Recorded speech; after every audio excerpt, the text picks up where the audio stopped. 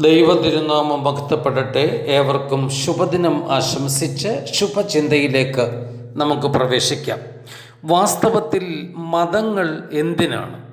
ഈ ചോദ്യം എക്കാലത്തും പ്രസക്തമാണ്.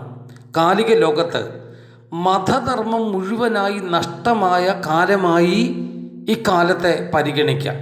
എന്നാൽ ആ പ്രത്യേകത ഈ കാലത്ത് മാത്രമല്ല, ക്രിസ്തുവിൻ്റെ കാലത്തും നമുക്ക് കണ്ടെത്താം.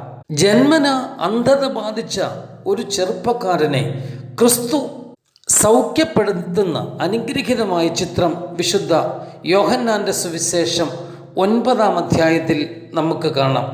പരീക്ഷവർഗത്തിന് നേരിട്ട് ഒന്നും പറയാൻ ആവാത്തവണ്ണം അത്രമാത്രം സുതാര്യമായിട്ടാണ് ക്രിസ്തു ആ സൗഖ്യദാന ശുശ്രൂഷ നടത്തുന്നത്. ക്രിസ്തു പരീക്ഷഗണത്തിൻ്റെ ഉൾച്ചിന്ത മനസ്സിലാക്കിയിട്ട് യുക്തമാമണ്ണം പ്രതികരിക്കുന്നു. ദൈവിക നീതി നിറവേറ്റുന്നതിലുപരി മതനിയമത്തിനും ആചാര മര്യാദകൾക്കും അമിത പ്രാധാന്യം നൽകുന്ന പരീക്ഷവർഗം മതധർമ്മം മറന്നു പെരുമാറുന്നതായി കാണാം. സത്യത്തിൽ മതം എന്തിനാണ്? കരുണ കാട്ടുക എന്നതാണ് മതധർമ്മം. കരയുന്നവൻ്റെ കണ്ണുനീരിൻ്റെ വില മനസ്സിലാക്കി അവൻ്റെ കണ്ണ് തുടച്ചു കൊടുക്കുക. വിശന്നവന്, ദാഹിച്ച് അലയുന്നവന് ഭക്ഷണമായി വെള്ളമായി അരികിലെത്തി അവനോട് പങ്കുചേരുക. ഇതല്ലേ സത്യത്തിൽ മതധർമ്മം? അതാകണം കാരുണ്യപ്രവൃത്തി. എല്ലാം ചെയ്ത് അവസാനിപ്പിച്ചിട്ട് കരുണ ലഭിച്ചവനോട് ഇങ്ങനെയും ക്രിസ്തു പറഞ്ഞു, ഇത് നീ ആരോടും പറയരുത്. സത്യത്തിൽ ഈ പ്രസ്താവന ക്രിസ്തുവിലെ കാരുണ്യത്വത്തിൻ്റെ മഹത്വം വെളിപ്പെടുത്തി തരുന്നതല്ലേ?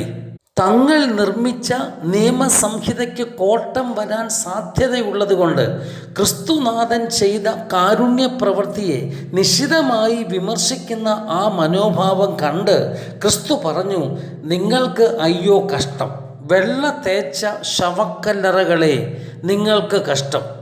ജീവനും ആത്മാവിനും യാതൊരു പ്രാധാന്യവും നൽകാതെ ജീവിതത്തിന് മാത്രം പ്രാധാന്യം നൽകുന്ന പരീക്ഷവർഗം സത്യത്തിൽ മതധർമ്മത്തെ വികലമാക്കുന്നവരാണ്.